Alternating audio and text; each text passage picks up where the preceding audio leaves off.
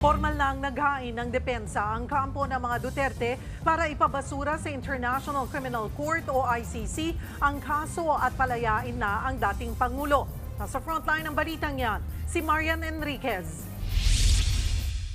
Halos 2 buwan matapos dalhin sa The Netherlands si dating Pangulong Rodrigo Duterte, naghain ng depensa ang kanyang kampo para ipabasura sa International Criminal Court ang kaso laban sa kanya. Ipinitisyon din nila na palayain na ang dating Pangulo. Sa naturang dokumento, iginiit ng kampo na walang jurisdiksyon ng ICC sa Pilipinas matapos ang opisyal na pagkalas ng bansa sa Rome Statute noong 2019. Kaya hindi raw pwedeng magpatuloy sa kaso ang ICC dahil wala ng legal na batayan ang kaso. Si Vice President Sara Duterte tiwalang mababasura ang kaso laban sa kanyang ama. Ngayon ay nakalagay na officially sa ICC website yung pagbabasura ng kaso dahil sa kawalan ng jurisdiction ng ICC at sa immediate release ni Pangulong Duterte.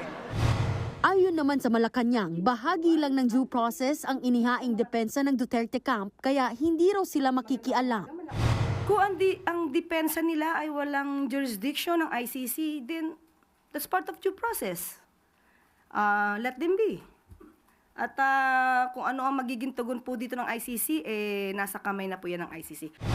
Nauna nang nanindigan si Pangulong Bongbong Marcos na legal ang pag-aresto kay Duterte dahil may obligasyon ang Pilipinas sa Interpol bilang miyembro nito. Sa ngayon, hawak pa rin ng ICC si Duterte habang hinihintay ang confirmation of charges na nakatakda sa September 23. Nagbabalita mula sa Frontline, Marian Enriquez, News 5.